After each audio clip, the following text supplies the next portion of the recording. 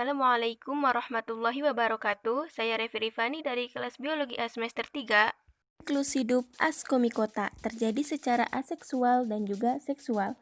Reproduksi aseksual pada askomikota uniseluler yaitu dengan pembentukan tunas atau blastopora. Pembentukan tunas ini diawali dengan menonjolnya dinding sel yang membentuk tunas kecil. Nukleus di dalam sel indukan akan membelah.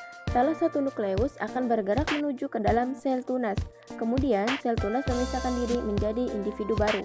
Pada askomikota multiseluler membentuk konidiospora yang berasal dari ujung hifa. Konidiospora ini sangat kecil dan mudah terbawa oleh angin menuju ke tempat yang sesuai untuk tumbuh menjadi individu baru.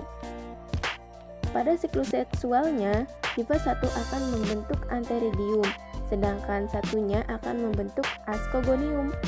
Inti haploid antheridium akan berjalan ke ascogonium melalui suatu saluran yang disebut trikogin.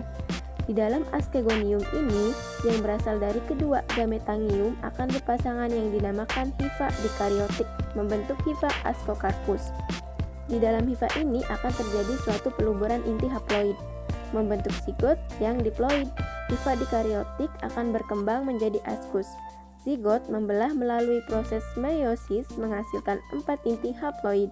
Kemudian selanjutnya terjadi pembelahan mitosis dan membentuk 8 ascus spora di dalam ascus. Ascus spora ini akan keluar dari ascus dan menjadi hifa baru. Siklus hidup Basidiomycota diawali dengan hifa jantan dan hifa betina yang berinti haploid N berkecambah dari Basidiospora.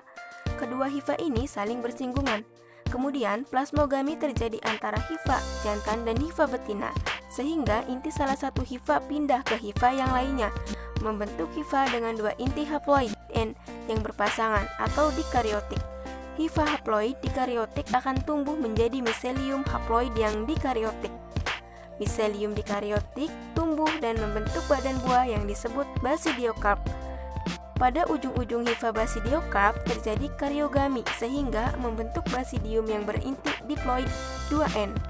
Inti diploid dalam basidium akan membelah secara meiosis menjadi 4 inti yang haploid N.